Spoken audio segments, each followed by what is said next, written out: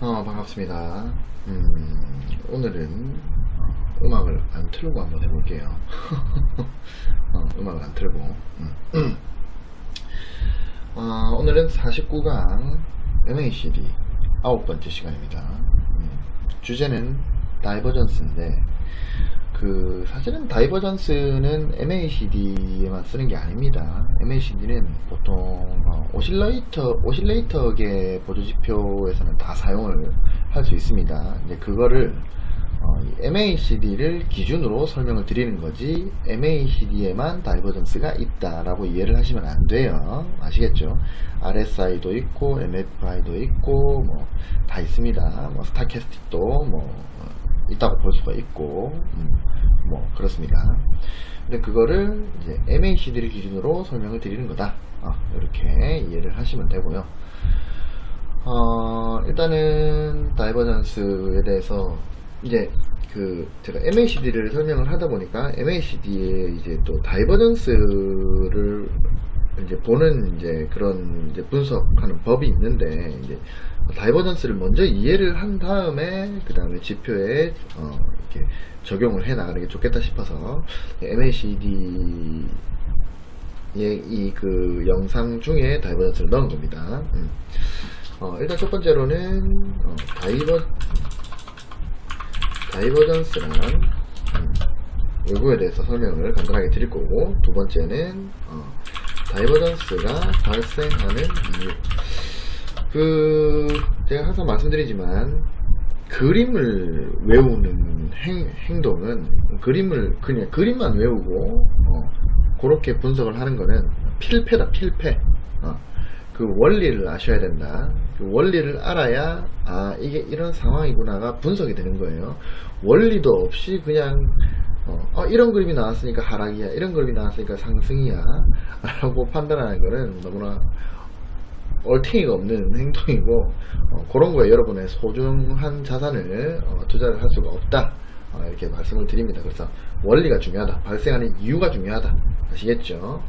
그 다음에 세 번째로는 다이버전스를 보는 순서, 요거에 대해서 짧게 말씀을 드릴 거고, 네 번째, 그러면 다이버전스의 종류는 뭐가 있느냐, 요거에서 보고, 다섯 번째로 이제 제가 이렇게 소제목을 달았어요. MACD의 다이버전스는 강력하다. 이렇게 해가지고 이 다섯 가지의 소제목으로 한번 강의를 해보도록 하겠습니다. 일단은 다이버전스란 무엇인가? 다이버전스를 이제 영어 사전에서 이제 사전적 의미를 살펴보면 일탈, 차이, 괴리, 이렇게 번역이 가능합니다. 일탈, 차이, 괴리, 이렇게 번역이 가능한데, 요거를 이제 우리가 차트를 보면서 어떻게 해석을 하느냐면, 가격의 움직임과 지표의 움직임이 동일하게 가야 되는데 반대로 가는 현상이 한 번씩 나타나요. 그러니까 가격은 상승을 하는데 지표는 하락을 하는, 아니면은 가격은 하락을 했는데 지표는 상승을 하는, 그렇게 괴리가 발생을 한다는 거죠. 차이가 발생을 한다는 거죠. 일종의 일탈이죠. 가격의 움직임대로 지표가 가야 되는데 지표가 일탈을 하는 겁니다. 그렇게 해석을 할 수 있는데, 예를 들어서 이런 거예요. 가격이 이렇게 이제 파동이 이제 하락을 이렇게 하고 있어요. 분명히 보시면 이 저점보다 현재의 저점이 낮습니다. 그죠? 저점이 이탈이 되면서 이 저점이 이탈이 되면서 여기서 반등을 하고 있는데, 우리는 보조지표도 이런 식으로 내려와야 되는데, 그죠?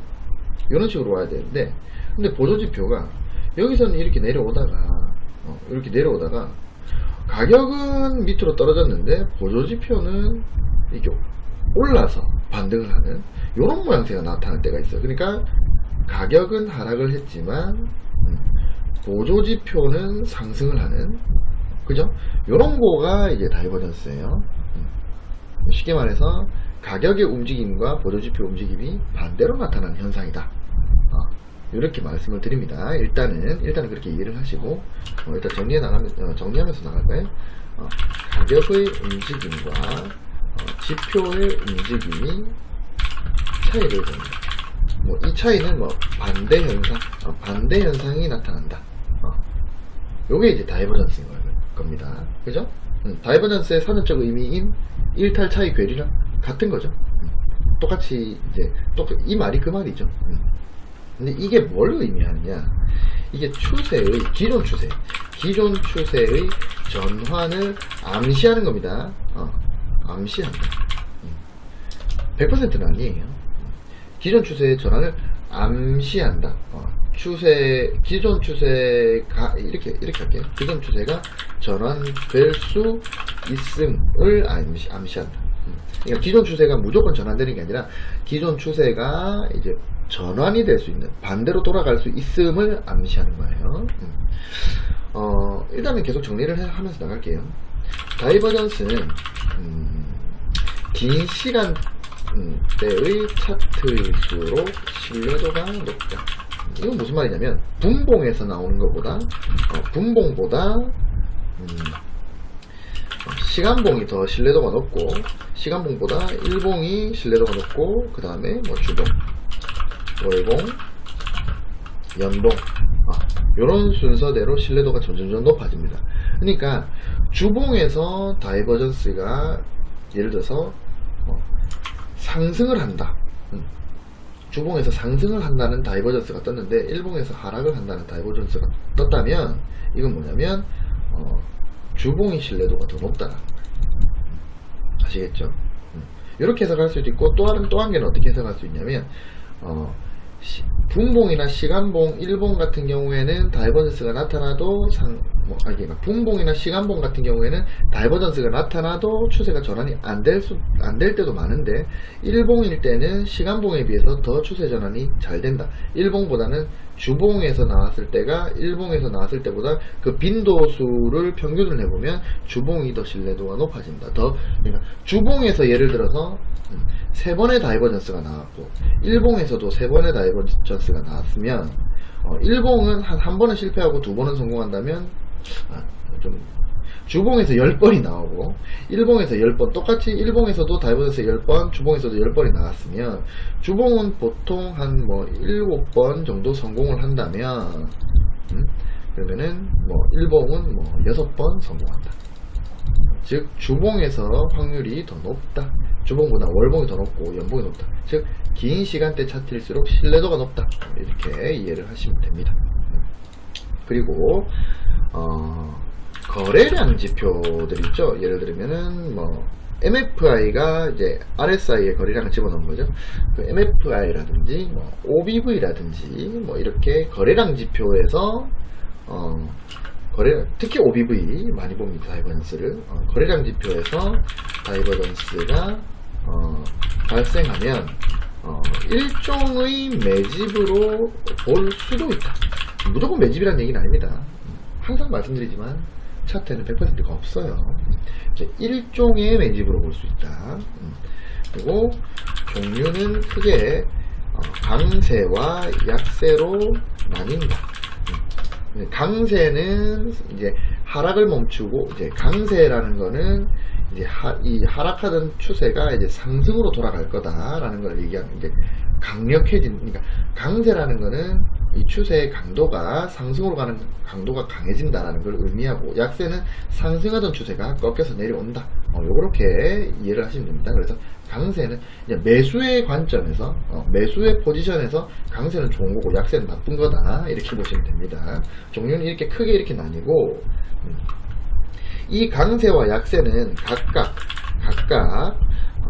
일반 다이버전스, 그 다음에 히든 다이버전스,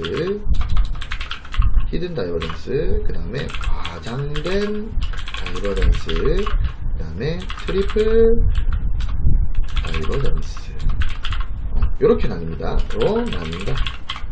그러니까 강세도 일반 강세가 있고 히든 강세가 있고 과장된 강세가 있고 트리플 강세가 있어요. 약세도 일반 약세가 있고 그 다음에 히든 약세가 있고 과장된 약세가 있고 트리플 약세가 있습니다. 그래서 각각 강세, 약세 이렇게 나뉘는 겁니다. 그래서 총 다이버전스는 총 8가지입니다. 강세의 일반 이든 과장 트리플, 약세의 일반 이든 과장 트리플 이렇게 총 8개입니다. 일단 뒤에 설명 드릴 거예요. 일단 요렇게만 정리를 일단 하고 넘어갈게요. 그리고 만약에 일반 다이버전스와 다이버전스라고 했어요. 전스와 일반 다이버전스와 히든 다이버전스가 함께 발생한다면 히든 다이버전스를 우선한다. 이게 무슨 말이냐면 히든 다이버전스 이게 계속 다이버전스라고 쓰네. 히든 다이버전스가 일반 다이버전스보다 더 신뢰도가 높다라는 겁니다. 그렇기 때문에 히든을 우선하는 게 맞다. 이렇게 일단 정리를 하겠습니다. 그래서 다이버전스란 빠르게 정리할게요. 일탈 차이, 이거 나중에 하자. 나중에 맞을 때 하겠습니다. 그래서 다이버전스란 이런 거다. 이렇게 보시면 되고, 그 다음에 그러면 다이버전스가 발생하는 이유, 다이버전스가 발생하는 이유에 대해서 설명을 드리겠습니다. 다이버전스가 발생하는 이유는 쉽게 설명드리면 기존 추세가 만약에 상승을 하고 있으면 추세가 이렇게 상승을 하고 있다면 이 상승 추세, 이 기존 추세가 지속하고 있는 상승의 힘의 강도, 이 가격이 이렇게 상승을 한다는 것은 그만큼 상승하는 힘이 강하다는 얘기잖아요. 상승 추세의 힘이 강하다는 얘기잖아요. 근데 이 힘의 세기하고 가격의 움직임이 괴리를 만들었기 때문이에요. 아까도 설명드렸지만 제가 MACD로 예시를 들어볼게요. MACD가 차트를 볼까요? 잠시만요. 차트를 켜봅시다.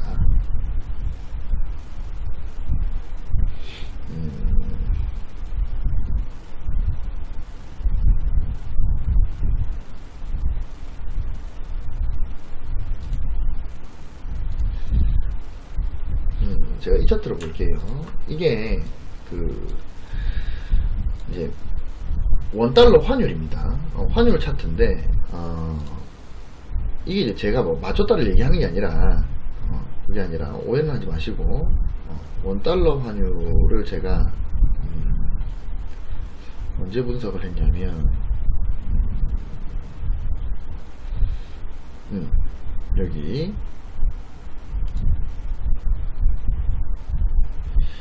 이게 제가 지금 8월 20일 지금 이제 9월 17일이거든요. 이 방송 찍는 게 9월 17일인데 8월 20일이니까 거의 뭐 한 달 전이죠. 한 달 전에 이번 채널 상단에서 저항 성공한다면 대폭 등장이 시작될 수 있다라는 제목으로 숏 하락한다. 그러면서 제발 하락해 주세요 라고 적어놨는데 이렇게 분석을 하는데 보시면 제가 뭐라고 얘기를 했냐면 봅시다. 환율에 대해서 설명만 드렸나?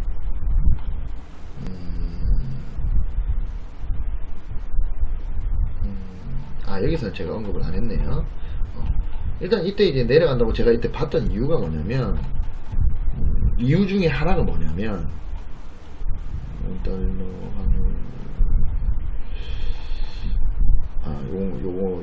요건 같습니다.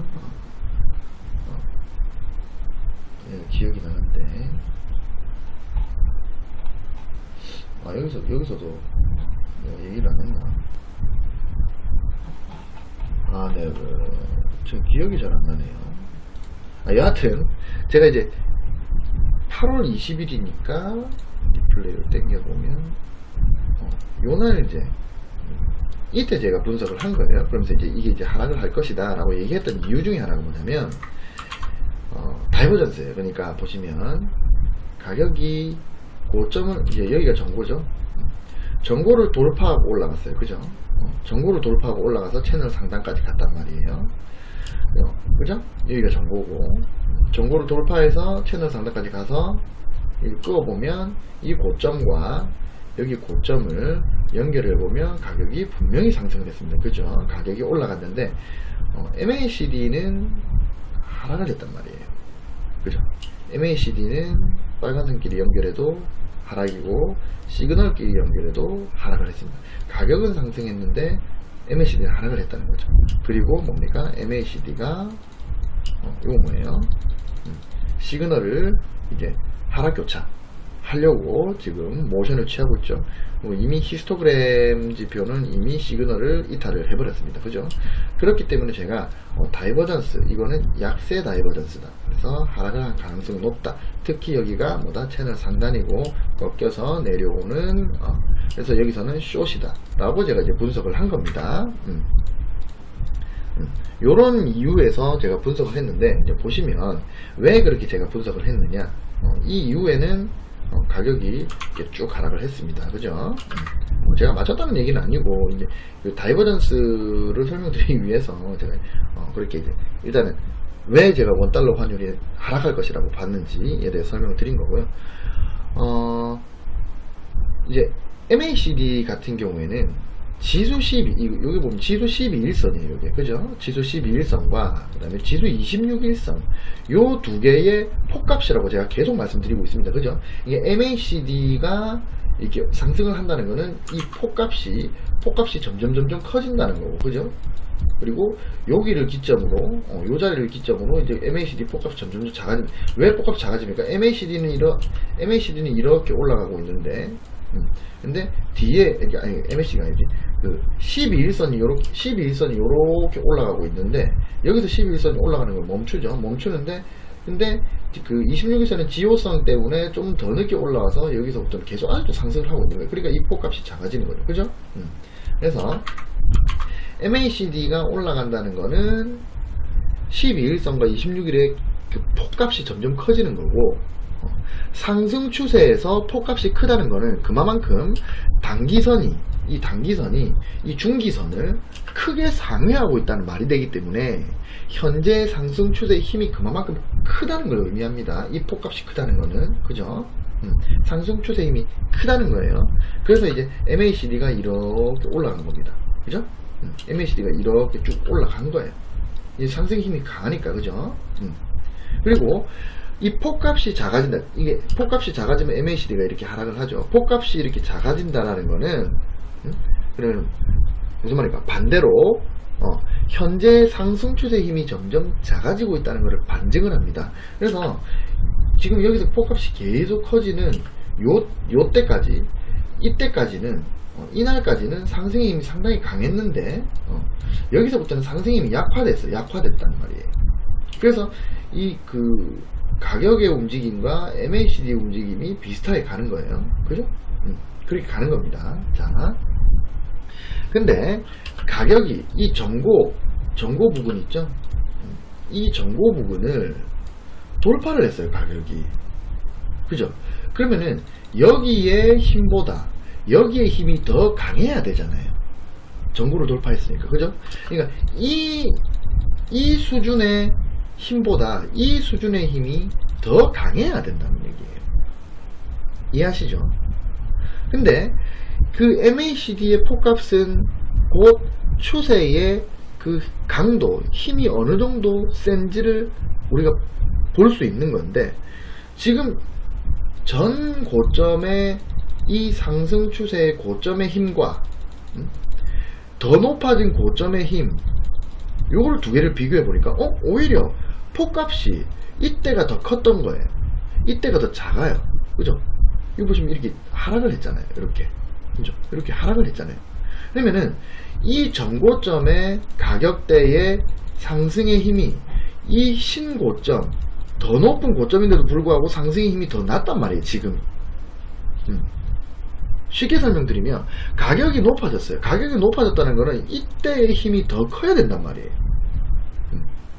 앞에 힘보다. 더 높으니까 가격이 높이 올라갔다는 말은 상승의 힘이 그만큼 컸다는 얘기인데, 근데 그래서 상승의 힘이 컸겠구나 라고 생각을 하고 있었는데, 실제로 MACD를 보니까 MACD의 폭값이 여기가 더 높다는 얘기예요. 폭값이 높다는 건 여기의 상승의 강도가 더 셌단 말입니다. 그러면 괴리가 발생을 한 거예요. 이게 쉽게 말하면 이런 거예요. 이거 더 쉽게 제가 설명드릴게요. 다이버전스 뭐냐면요. 진짜 쉽게 말씀드리면, 제가 힘이 엄청 약해요. 제가 힘이 엄청 약한데, 처음 보는 엄청 등치 큰 아저씨한테 제가 막 센 척 한 거예요. 응? 이게 제가 예를 들어서 운전을 하다가 사고가 났어요. 그래서 제가 내렸어요. 저는 이제 막 싸움을 잘하거나 그런 사람이 아니에요. 허약한 사람입니다. 근데 제가 허약한데, 제가 이제 좀 세게 보이려고 아이씨 막 이러면서 내렸어요. 엄청 강한 척을 했단 말이에요. 근데 실제로 제가 힘이 약하죠. 근데 그 상대방이 이제 되게 무서운 아저씨가 내렸어요, 차에서. 제가 힘이 약하다는 걸 들키는 순간에 뒤지게 얻어 터지겠죠. 이게 무슨 말이냐면, 실제로는 제가 힘이 약해요. 이때보다 지금 힘이 약하다고요. 근데 제가 센 척 한 거예요, 가격으로. 와씨 내가 힘이 세다 이렇게 얘기한 거예요. 근데 들키는 순간에 뭐다? 뒤지게 얻어 터지고 하락한다, 이 말입니다. 즉 가격이 높아졌는데 지표는 힘이 약해졌다고 약하다고 지금 계속 신호를 보내고 있는 겁니다. 그게 이제 다이버전스가 발생하는 이유예요. 다른 지표들도 마찬가지입니다. 여기 보시면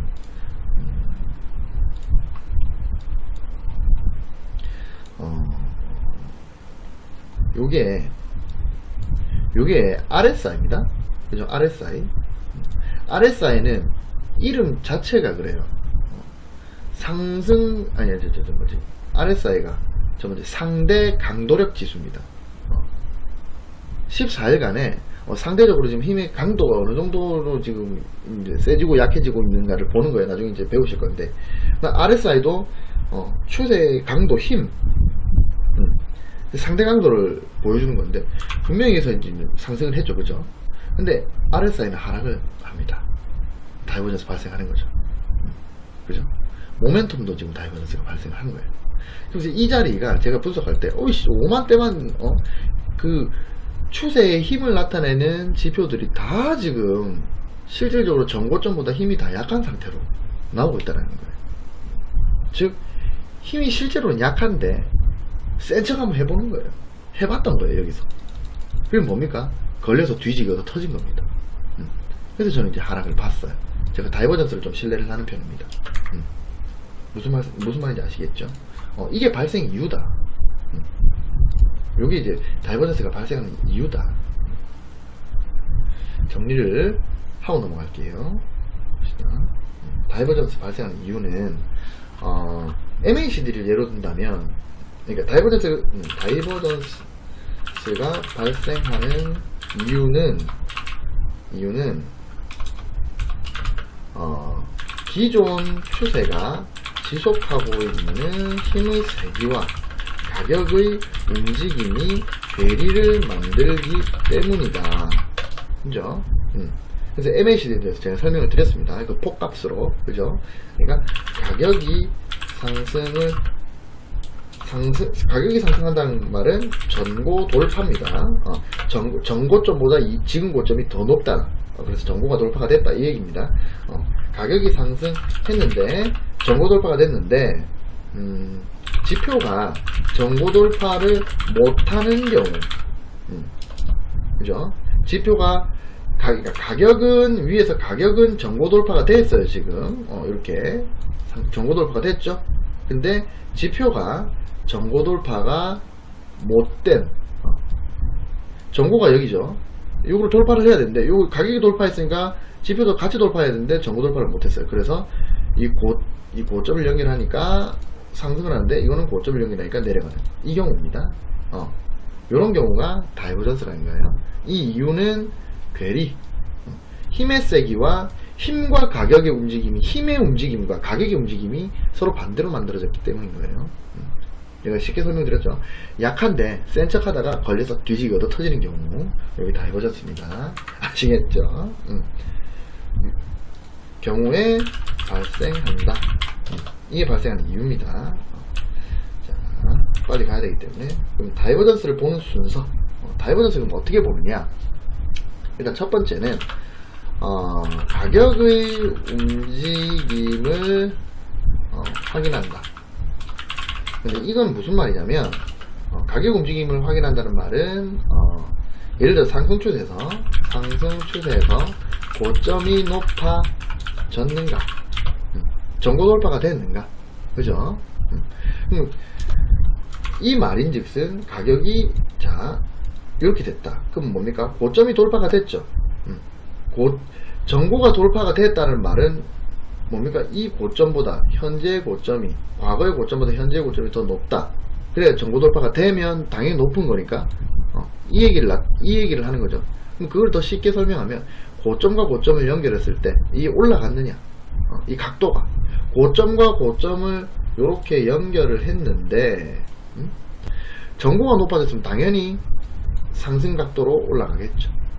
이걸 먼저 살핀다는 겁니다. 상승 추세에서는 그래요. 하락 추세에서는 반대겠죠. 하락 추세에서는 자 이렇게 됐다면 요거를 연결을 해보니, 저점과 저점을 연결을 해보니 뭡니까? 전저가 이탈돼서 더 내려왔죠. 그럼 당연히 각도가 하락 각도가 나오겠죠. 요거를 먼저 살핀다는 겁니다.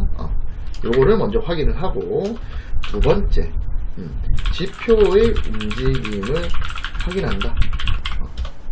이건 마찬가지입니다. 요거는 상승 추세에서 고점이 높아졌는가, 마찬가지입니다. 지표가, 이 가격이 전고가 돌파가 됐어요. 그래서 이걸 연결을 해보니 상승 각도가 나왔단 말이죠. 그죠? 그래서 밑에 지표를 봤는데 지표가 그럼 당연히 이 고점을 돌파를 해서 지표가 당연히 이까지 높이 올라가야 되는데 높이 올라가지 못하고 여기서 이렇게 꺾인다면, 그러면 요거는 뭡니까? 고점끼리 연결을 해보면 하락 각도가 나오는 겁니다. 그죠? 위에서는 가격은 상승 각도가 나왔는데 지표는 하락 각도가 나오는가, 요거를 확인하는 거예요. 즉 뭡니까? 가격의 움직임과 지표의 움직임을 확인을 해서 상승 추세에서는 고점끼리 연결을 하고 하락 추세에서는 저점끼리 연결을 하는데, 그 연결을 한 그 선이 괴리가 발생을 하는가, 요거를 보는 거예요. 그리고 세 번째, 만약에 괴리가 발생을 했다면 어떤 다이버전스인가, 이게 일반 다이버전스인가, 과장된 다이버전스인가, 아니면 히든 다이버전스인가, 트리플 다이버전스인가, 이 다이버전스인가를 먼저 확인을 한다. 어떤 다이버전스인가. 그리고 나서 대응한다. 이게 순서입니다. 4번. 그리고 대응에는 뭐 이런 게 있겠죠. 히든과 일반이 같이 떴다. 근데 신호가 반대다. 그러면은 히든을 먼저 고려를 해서 대응을 한다. 뭐 이렇게 대응을 한다는 겁니다. 다이버전스를 보는 순서는 이렇다. 자, 그럼 이제 대망의 다이버전스 종류에 대해서 제가 설명을 드릴 겁니다. 다이버전스는 일단 강세가 있고, 제가 강세가 있다 그랬어요. 그죠? 그 다음에 약세가 있습니다. 강세가 있고 약세가 있어요. 강세는 일반 강세, 다이버전스, 다이버전스 생략할게요. 일반 강세, 그 다음에 히든 강세, 히든 강세가 있고, 그 다음에 과장된 강세가 있고, 그 다음에 트리플 강세, 이렇게 있습니다. 일반 강세, 히든 강세, 과장된 강세, 트리플 강세, 이렇게 있고, 약세는 마찬가지겠죠. 일반 약세, 그 다음에 히든 약세, 그 다음에 과장된 약세, 그 다음에 트리플 약세, 이렇게 있습니다. 오이씨, 써야 되네.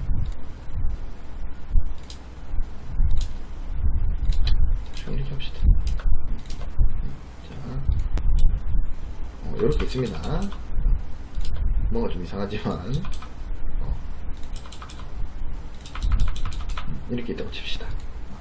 자, 그러면은 다이버전스는 이렇게 있습니다. 강세 다이버전스가 있고 약세 다이버전스가 있는데, 이 각각 일반, 히든, 과장, 트리플이 있다, 이렇게 보시면 되고, 일단은 제가 일반 강세부터 설명을 드릴게요. 자, 강세 다이버전스라는 거는 상승 다이버전스라는 얘기입니다. 상승 다이버전스, 일반 강세. 약세는 하락이라는 뜻입니다. 그럼 무슨 말이냐? 이제 강세 다이버전스는 상승을 할 거야. 그리고 약세 다이버전스는 하락을 할 거야. 상승을 할 거야. 이렇게 상승을 할 거야. 하락을 할 거야. 할 거야라고 적어야 됩니까? 뭐 여튼 뭐 이렇게 설명을 드릴 수가 있어요. 자, 그럼 일반 강세. 일반 강세니까 당연히 상승을 할 거야죠. 일반 강세는 일반 상승 다이버전스인 겁니다. 일반 강세 다이버전스, 일반 상승 다이버전스 같은 말이에요. 자, 일반 강세는 이런 겁니다. 주가의 움직임이 전 저점을 이탈해서 이렇게 내려왔어요. 그죠? 주가는 전 저점이 이탈이 돼서 요거를 연결을 하니, 자, 이렇게 그죠? 하락각도를 나타냈는데, 근데 이게 하락할 때는 저점끼리 연결을 하는 거예요.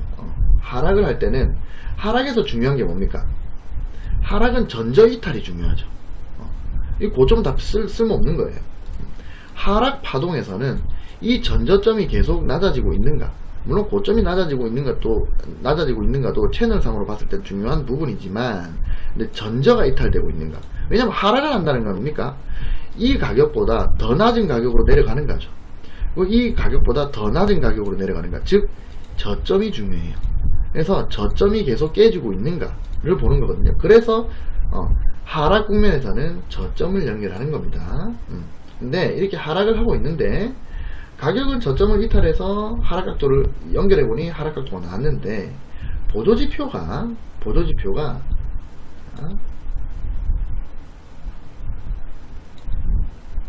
이렇게 나온 거예요. 뭡니까? 보조지표를 연결을 하니 상승했습니다. 그죠? 자, 가격의 저점은 낮아졌는데 보조지표의 저점은 올라가는 이 현상, 요게 일반 강세 또는 일반 상승 다이버전스입니다. 이렇게 될 때는 가격이 앞으로 상승을 한다. 자, 지금 이제 강세이기 때문에 뭡니까? 상승을 할 거야죠. 상승을 한다. 이렇게 보시면 돼요. 이거 아시겠죠? 요거를 제가 차트에서 보면 이전에 그 원달러 환율에서 그런 적이 있었습니다. 보시면 저점이 여기 있고, 저점이 이탈됐죠. 저점이 이탈됐어요. 그죠? 그리고 저점이 만들어졌습니다. 여기 이 구간의 MACD 저점은 여기고, 그리고 이 구간의 MACD 저점은 여기입니다. 그죠? 근데 하락각도, 근데 여기도 하락각도 똑같죠? 그래서 하락을 한 이후에 또 하락을 한다. 그러니까 이 이후에 기술적 반등 이후에 다시 하락을 한다, 이 말이 되죠. 근데 잘 보시면 이 저점과 이 저점 보시면 여기서 저점 이탈이 되면서 저점이 더 낮아졌어요. 그죠? 저점은 더 낮아졌습니다. 근데 MACD는 뭡니까? 저점을 높였습니다. 그죠? 저점이 낮아졌는데 저점이 높아졌어요. 그러니까 가격의 저점은 낮아졌는데 MACD의 저점은 오히려 높은 데서 반등을 했습니다. 그죠? 뭐다? 일반 강세 다이버스. 그럼 이때부터는 이제 상승을 한다, 이 말입니다. 아니나 다를까 이 부분을 중심으로 해서 상승에 성공을 하는 모습이죠. 그죠? 여기도 마찬가지예요. 여기는 뭐 저점이 이렇게 낮아졌는데 뭡니까? 저점이 올라가는, MACD는 저점이 올라갔어요. 이 부분에서도 이거는 뭐 저점이 뭐 비슷한 수준이라고 볼 수가 있기 때문에, 요거는 뭐 일반 강세라고 말할 수도 있고 뭐 과장된 강세라고 할 수도 있지만, 여하튼 간에 괴리가 발생을 했습니다. 그죠? 저점은 낮아졌는데 보조지표의 저점은 올라갔습니다. 그죠? 모아서 상승하는 모습. 그래서 요렇게 저점이 낮아졌는데 보조지표의 저점은 올라가는, 요거를 뭐라 그런다? 일반 강세 다이버전스라고 합니다. 아시겠죠? 어렵지 않죠? 여기 일반 강세. 그러면 일반 약세는 반대겠죠. 일반 약세는, 자, 하락을 할 거야죠. 하락을 한다는 말은 뭡니까? 기존의 추세가 상승을 했다는 얘기입니다. 그죠? 자, 그래서 일반 약세는 전고가 있고 조정을 받고 전고를 돌파를 해서 가격이 올라가서 여기서 이제 꺾이고 있는 모습입니다. 그죠? 그러면은 요 고점을 연결을 하면 분명히 상승 각도를 그리고 있어요. 그죠? 근데 밑에 보조지표가 요 고점대 이렇게 갔다가 조정을 했는데 분명히 가격은 전고를 돌파해서 올라갔지만 보조지표는 전고를 돌파하지 못하고 꺾이는 모습. 그러면 요거를 연결을 하면 자, 이렇게 내려오게 되죠. 그럼 뭡니까? 위의 각도와 상승 각도와 밑에 하락 각도, 즉 거리가 발생한 거죠. 이런 뭡니까? 하락을 할 거야. 요거를 일반 약세 다이버전스라고 합니다. 요거는 차트를 보시면 제가 아까 설명드렸던 이 부분이죠. 분명히 고점을 돌파를 했는데 전고 돌파하고 가격이 올라갔지만 MACD는 오히려 전고를 돌파하지 못하고 여기서 꺾여버렸죠. 그러면서 시그널 이탈을 해버렸습니다. 그럼 뭡니까? 여기가 최고의 매도 포인트가 되는 거죠. 이 자리입니다. 여기서는 나와야 된다. 그죠? 요게 일반 약세 다이버전스입니다. 어렵지 않죠? 자, 히든, 그 다음에 히든을 볼 거예요. 히든은 뭡니까? 아까 전 설명드렸다시피 일반보다 더 신뢰도가 높답니다. 더 높아요. 자, 이게 뭐냐면 이제 예를 들어서 주가가 이제 상승을 했어요. 이제 상승을 하고 이제 조정을 받고 두 번째 상승을 했는데, 자, 전고 돌파가 안 됐습니다. 전고 돌파가 안 되고 이렇게 꺾여 내려와요. 그죠? 이 전고를 돌파하지 않고 내려왔는데 가격이, 그래서 연결을 해보니 하락 각도가 만들어졌어요. 그죠? 히든 강세부터 방금 전에 히든 약세를 얘기하고 있었어요. 히든 강세부터 설명을 드릴게요. 히든 강세는, 자, 가격이 이렇게 하락을 했는데, 이렇게 하락을 하다가, 자, 여기서 상승을 해요. 그죠? 상승을 하고 조정을 받아서, 자, 여기서 상승을 합니다. 그럼 뭡니까? 두 개를 연결을 해보니 상승 각도가 나왔죠. 즉 가격이 하락을 한 이후에 다시 이제 반등을 해서 조정을 받고 재반등을 하고 있는데, 이 저점이 이탈이 되냐고 저점을 높였어요. 저점을. 그래서 연결을 하니 상승 각도가 나왔는데, 이때의 보조지표가 어떻게 나오냐면, 자, 보조지표가 요렇게 해서 요렇게 나오는 겁니다. 보시면, 그럼 이 보조지표를 연결을 해보니 하락각도가 나온 거예요. 자, 가격의 저점은 상승을 했는데 보조지표의 저점은 하락을 했습니다. 그죠? 이거를 뭐다? 강력하게 올라간다. 또 강력하게 올라간다는 거예요. 그러니까 가격은 상승을 했는데 오히려 이 보조지표는 더 낮아진 거예요.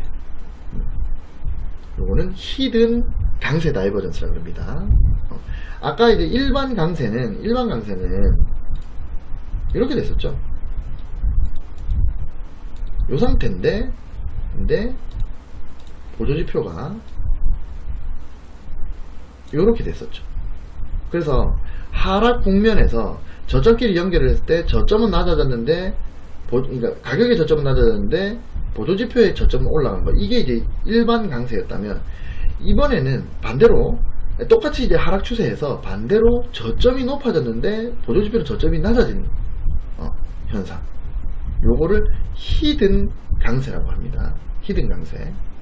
요거는 강력하게 상승한다. 강력하게 상승한다도 되고 상승할 확률이 높다, 이렇게 해석도 됩니다. 이게 히든 강세예요.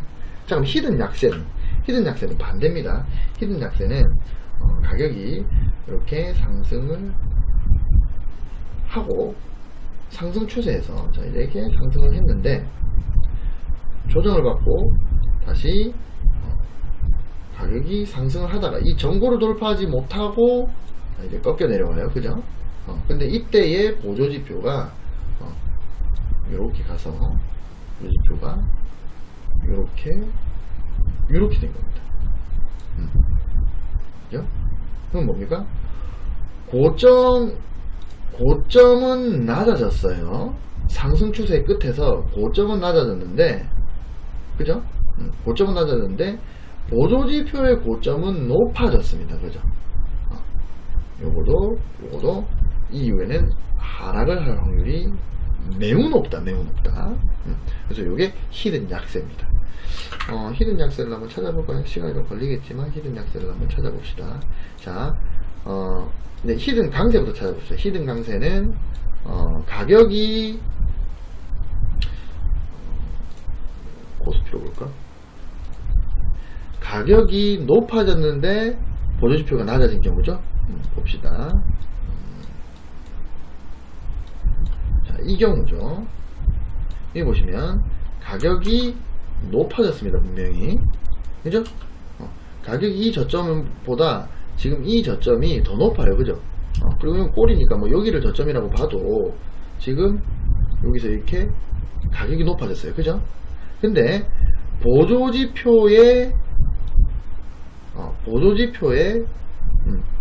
위치는, 그러니까 보조지표는 더 낮아졌습니다. 그죠? 이런 거를 일종의 히든 강세라고 볼 수 있죠. 이거는 강력하게 상승합니다. 강력하게. 아시겠죠? 그러니까 주가의 저점이 상승을 했는데 보조지표의 저점은 오히려 하락을 하는 경우, 이거는 히든 강세다. 아시겠죠?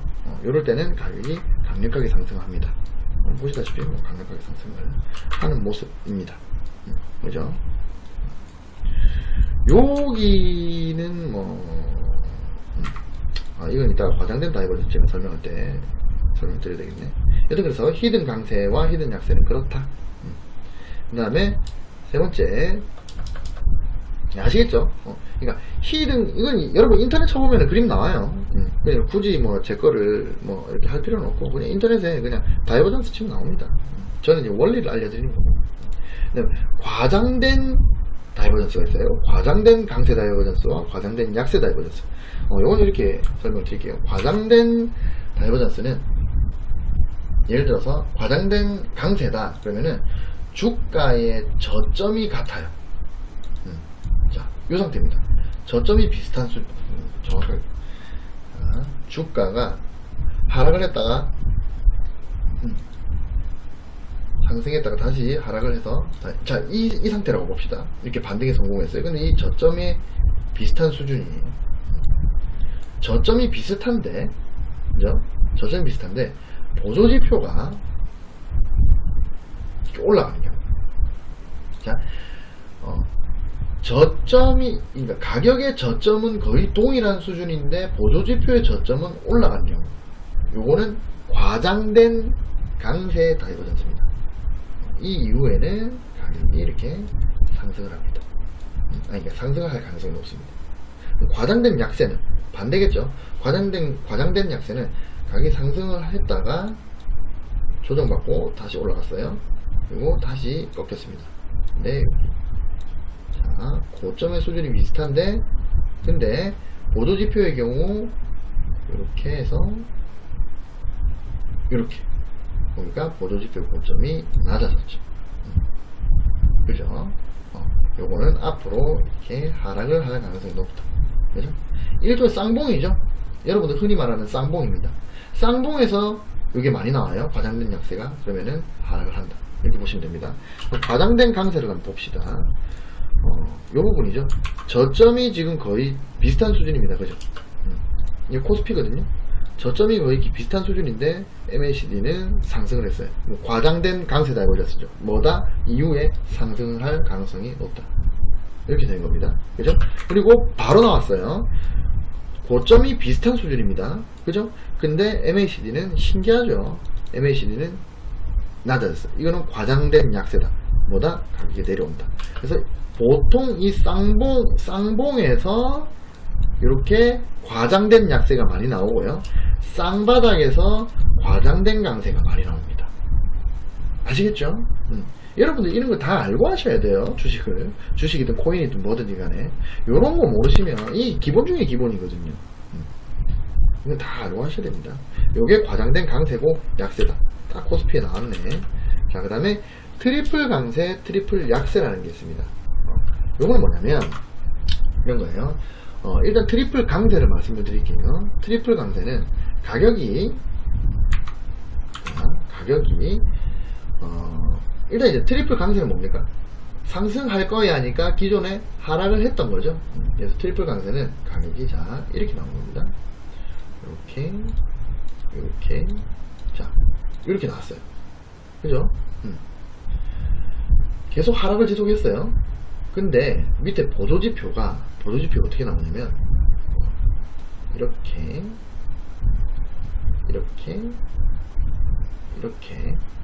나온다고 칩시다. 그럼 분명히 여기서는 다이버전스가 아니에요. 보시면 요 마지막 두 구간 요 저점과 이 저점을 봤을 때는 가격도 하락을 했고 보조지표도 하락을 했습니다. 그죠? 그럼 다이버전스가 아닌 거예요. 괴리가 발생 안 했죠. 근데 이 파동부터 보니 가격이 이렇게 하락을 했단 말이에요. 근데 여기서는 상승을 합니다. 그죠? 즉 이 세 개를 봤을 때 다이버전스가 발생한 거예요. 그러니까 직전 저점과 직전 저점과 현재의 저점을 연결했을 때는 다이버전스가 발생하지 않았는데 그 앞에 두 계단 앞에 저점과 저점끼리 연결한 거와 보조지표를 연결하니까 괴리가 발생을 했다. 요거를 트리플 다이버전스라고 합니다. 요런 경우에는 여기가 다이버전스가 나오지 않았더라도 이거는 무시를 합니다. 무시를 하고 세 개 연결한 거를 크게 봐서 이제 상승을 한다. 이렇게 보는 거예요. 이게 트리플 강세입니다. 그러니까 즉 여기서 다이버전스가 그러니까 이렇게 빨간색으로 여기서는 다이버전스가 나오지 않았어요. 그죠? 가격도 하락을 했고 지표도 하락을 했습니다. 그죠? 근데 이 두 개 말고 세 개를 봐서 세 개 중에서 제일 앞에와 제일 끝에를 보니 가격이 하락을 했는데 보조지표는 상승을 했다. 요거를 트리플 강세라고 합니다. 요거는 가격이 올라간다. 올라갈 가능성이 높다. 이렇게 얘기를 하는 거고요. 찾아봅시다. 트리플 강세가 잘 나오는 건 아닌데 트리플 강세가 봅시다. 찾아봅시다. 트리플 강세를 억지로 찾아봅시다. 써볼까? 보시면 가격이 이것이 찾기 힘드네. 기존에 하락을 했는데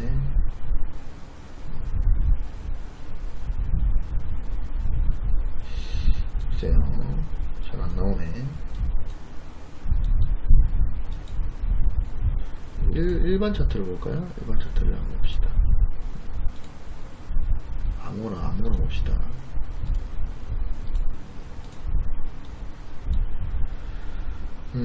KTNG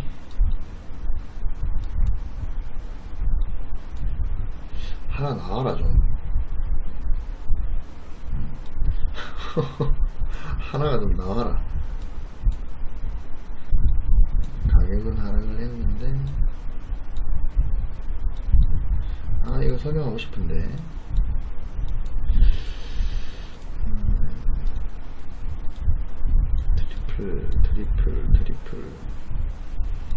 트리플 강세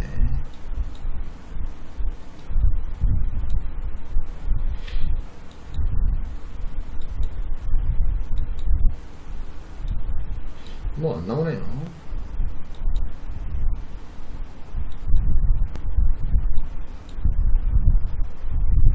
못 찾겠다. 시간이 너무 간다. 나중에 언제 시간 날 때 한번 찾아보겠습니다.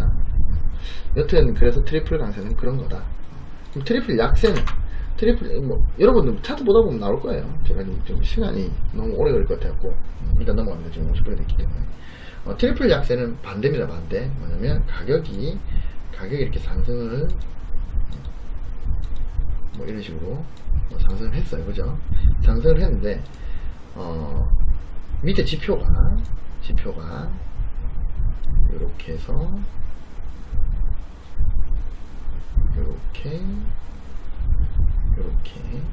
나왔다고 칩시다. 그럼 뭡니까? 여기서도 여기서도 상승을 했고 고점과 고점이 높아졌어요. 근데 여기서 고점과 고점이 약간 높아졌죠. 그럼 뭐다? 요거는 다이버전스가 아닌 거예요. 아닌데 요 앞에 세 개를 연결을 해서 이 고점 세 개를 통틀어서 봐가지고 첫 고점과 마지막 고점을 연결했을 때 상승을 했는데 그러니까 여기서는 하락을 했죠. 요거를 트리플 약세라고 합니다. 요거는 이 뒤에는 내려온다. 내려올 가능성이 높다. 이렇게 이야기를 할 수가 있습니다. 그래서 다이버전스의 종류는 총 이렇게 8가지를 살펴봤습니다.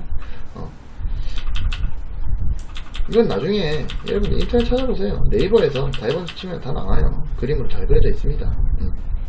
이렇게 보시면 되고 자 그럼 다섯 번째 MACD의 다이버전스는 강력하다. 1시간 안에 끝냅시다. 59시간인데 강력하다.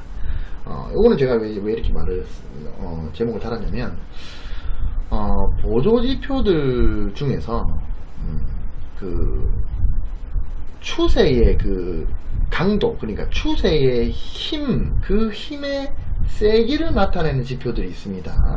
보조지표들 중에서요. 대표적으로 MACD가 그렇거든요. MACD는 뭡니까? 그 12 지수와 26 지수의 그 폭값으로 상승의 힘이 어느 정도 강력한가, 상승의 힘이 어느 정도 약해지고 있는가, 하락의 힘이 얼마나 강력한가, 그 힘의 강도를 보는 거죠. MACD는. 원리가 그렇다고 제가 설명을 드렸죠. 그 다음에 RSI가 있습니다. RSI는 이게 상대 강도력 지수입니다. 영어로 뭐더라? Relative Strength Index인가? 뭐 그렇습니다. 상대적인 힘의 강도를 이 지수화한 거예요. 그래서 이제 지표 이름 자체가 상대 강도력 지수예요. 그러니까 뭐다? 힘의 세기를 나타내는 거죠. 지표 이름이 그래요. 힘의 세기를 나타내는 겁니다. 그 다음에 MFI가 있습니다. MFI는 머니 플로우 인덱스라는 건데, 요거는 뭐냐면 RSI에다가 거래량을 같이 이제 짬뽕시킨 거예요. 그래서 이제 가격의 힘뿐만 아니라 그 그러니까 가격의 움직임으로 나타내는 그 상승의 강도, 그 상승의 힘이 거래량이 실린 힘이냐 거래량이 없이 가는 힘이냐를 보는 거예요. 이건 나중에 설명을 드릴 겁니다. 특히 그래서 MACD, RSI, MFI, 뭐 모멘텀 이런 지표들은 다 힘의 강도를 나타내는 거예요. 그러니까 상승의 힘의 강도, 하락의 힘의 강도. 그래서 이렇게 상승의 힘의 강도, 하락의 힘의 강도, 즉 추세의 강도를 나타내는 지표들. 스타캐스틱은 추세의 강도를 나타낸다라고 할 수가 없어요. 왜냐면 그 스타캐스틱 같은 건 나중에 설명드리겠지만 그 현재 가격의 위치를 보는 거거든요. 상대적인 위치를 보는 거고, 그 가격의 위치가 힘의 강도를 나타낼 때도 있지만 아닐 때도 있어요. 그렇기 때문에 다이버전스가 나타나는 거거든요.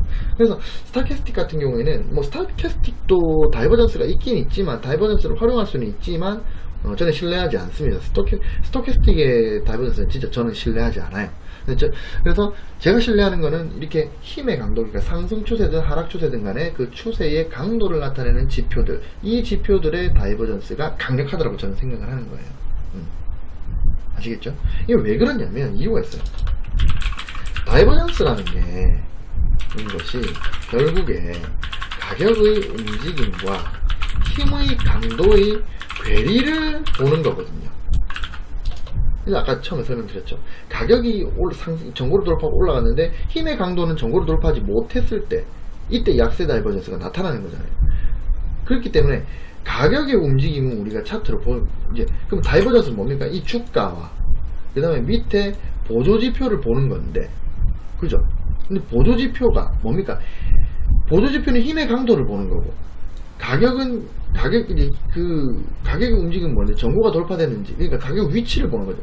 근데 가격이 전고가 돌파가 됐는데 힘의 강도는 앞에 힘보다 딸려요. 이거를 보는 게 다이버전스라는 거예요. 그렇다는 말은 다이버전스를 봐야 되는 지표는 곧 힘의 강도를 보는 지표여야 신뢰도가 높다는 겁니다. 제가 판단할 때. 이건 제 생각이에요.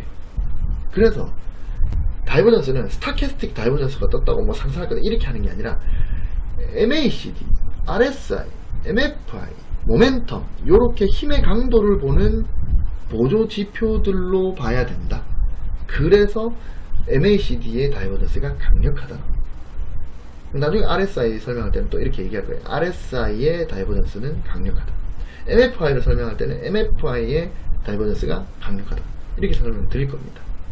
아시겠죠? 그래서 MACD의 다이버전스는 강력하다. 그것은 MACD가 바로 힘의 강도를 나타내는 지표이기 때문에 결국 다이버전스라는 것은 가격 움직임과 힘의 강도의 괴리를 보는 거기 때문에 그 힘의 강도를 정확하게 표현하는 지표들이 오히려 다이버전스가 정확하게 나오겠죠. 자, 그래서 지금 55분 지났는데 정리를 하겠습니다. MACD 9번째 시간 다이버전스에 대해서 오늘 강의를 했는데, 다이버전스란 이게 사전적 의미는 일탈, 차이, 괴리, 요거를 나타낸다. 가격의 움직임과 지표의 움직임의 차이를 보일 때 이때 다이버전스라고 한다. 반대 현상이죠. 즉 가격은 올라가는데 지표는 내려가거나 가격은 내려왔는데 지표는 올라가거나 이렇게 괴리가 발생했을 때 다이버전스라고 합니다. 이거는 기존 추세가 전환될 수 있음을 암시한다. 그 말인즉슨 기존에 하락을 했으면 이제 상승을 할 거야. 다이버전스가 떴다면 기존에 상승을 했으면 하락을 할 거야. 요거를 나타내는 거예요. 암시하는 겁니다. 전환될 수 있다는 거를요. 다이버전스는 긴 시간대 차트일수록 신뢰도가 높다 그랬죠. 그래서 연봉, 월봉, 주봉, 일봉 순으로 높다. 신뢰도가. 그리고 거래량 지표에서 다이버전스가 발생하면 일종의 매집으로 볼 수가 있다. 볼 수 있겠죠. 물론 100% 매집은 아니지만은 매집으로 볼 수 있습니다. 이유가 뭐냐면 가격이, 예를 들어서 가격이 이렇게 하락을 했는데, 근데 OBV가 예를 들어서 이렇게 상승을 했어요.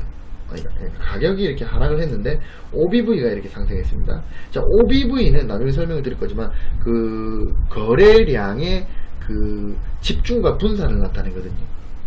근데 이제 그 OBV가 상승을 했다는 거는 그 현재 거래량이 상승을 할 때, 가격이 상승을 할 때 거래가 많이 터졌다는 얘기입니다. 그죠? 근데 그러면은 OBV가 상승을 이렇게 하고 있다는 말은 그러니까 양봉일 때, 정확하게 말하면 양봉일 때 거래가 많이 터졌다는 얘기거든요. 음봉일 때는 거래가 적고, 양봉일 때 거래가 많이 터졌다는 얘기입니다. 근데 가격이 실제로 내려왔어요. 그럼 이 가격이 실제로 내려왔을 때 여기 양봉도 있고 음봉도 있겠죠. 근데 양봉은 뭡니까? 양봉은 사서 쳐올린 가격이고 음봉은 팔아서 내린 가격이에요. 근데 사서 쳐올린 가격에 거래량이 계속 붙으니까 뭡니까? OBV가 이렇게 상승을 한 거거든요. 즉 OBV가 상승을 했다라는 거는 양봉에서는 많이 사고 음봉에서는 적게 팔았다는 얘기입니다. 거래량. 그 말인즉슨 양봉에서 많이 샀다는 얘기는 뭡니까? 지금 이렇게 가격을 하락을 하고 있는데 양봉일 때는 많이 사고 음봉일 때는 적게 팔았다. 이 말은 뭡니까? 누군가가 매집을 한다는 얘기입니다. 이렇게 볼 수 있다는 거예요. 나중에 이거는 OBV를 설명드릴 때 제가 나중에 설명을 드릴게요. 자, 그리고 다이버전스는 크게 강세와 약세는 아니고, 강세는 또 각각, 강세와 약세는 각각 일반, 히든, 과장된, 트리플로 나뉜다. 그래서 총 8개가 있다. 이렇게 설명드렸고, 일반 다이버전스와 히든 다이버전스가 함께 발생하면 히든 다이버전스를 먼저 본다. 이것도 설명을 드렸습니다. 다이버전스가 발생하는 이유는 기존 추세가 지속하고 있는 힘의 세기와 가격의 움직임이 괴리를 만들기 때문이다. 가격이 상승, 즉 정고 돌파를 했는데 지표가 정고 돌파를 못하는 경우, 아니면 가격이 전저 이탈을 했는데, 하락을 해서 전저 이탈을 했는데 지표가 전저 이탈을 안 한 경우에 이럴 때 발생을 한다. 즉 괴리다, 괴리. 자, 다이버전스를 보는 순서는 일단은 가격이 움직임을 확인한다.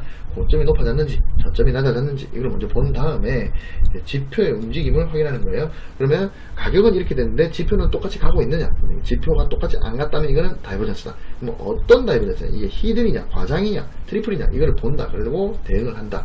다이버전스는 강세와 약세로 크게 나뉠 수 있는데, 강세는 상승 다이버전스라고도 한다. 요거는 상승을 할 거야 라고 생각하시면 되고, 약세 다이버전스는 하락을 할 거야 라고 생각하시면 되는데, 일반 강세, 히든, 과장된, 트리플 총 8개, 약세까지 총 8개가 있고, 강세는 이렇고 약세는 이렇다. 아까 설명드렸죠. 그리고 마지막으로 MACD의 다이버전스는 아주 강력하다. MACD는 이렇게 할게요. 힘의 강도를 나타내는 지표는, 힘의 강도를 나타내는 지표는 MACD, RSI, MFI, 모멘텀 이런 게 있다. OBV도 마찬가지예요. OBV도 상당히 강력합니다. OBV도 일종의 힘의 강도를 거래량의 집중과 분산을 나타내는 건데 OBV도 어떻게 엄밀히 따지면 힘의 강도를 나타내는 거라고 볼 수 있어요. 그래서 이렇게 힘의 강도를 나타내는 지표들에서 다이버전스가 발생을 할 때 강력한데 MACD도 그 중에 하나다. 그래서 MACD는 강력하다. MACD의 다이버전스는 강력하다. 이렇게 말씀을 드리는데 그 이유는 다이버전스라는 것이 결국에는 뭐다? 가격의 움직임과 힘의 강도의 괴리. 그러니까 가격이 움직이는데 힘의 강도는 반대로 움직일 때 그 괴리를 보는 거기 때문에 MACD의 다이버전스는 강력하다라고 정리를 하겠습니다. 딱 1시간 됐네. 자, 그래서 오늘 일단은 MACD의 다이버전스를 설명드리기 위해서 다이버전스라는 게 뭔가에 대해서 한번 살펴봤습니다. 그래서 이렇게 1시간 동안 강의를 들으신다고 고생하셨고요. 잘 자요. 안녕.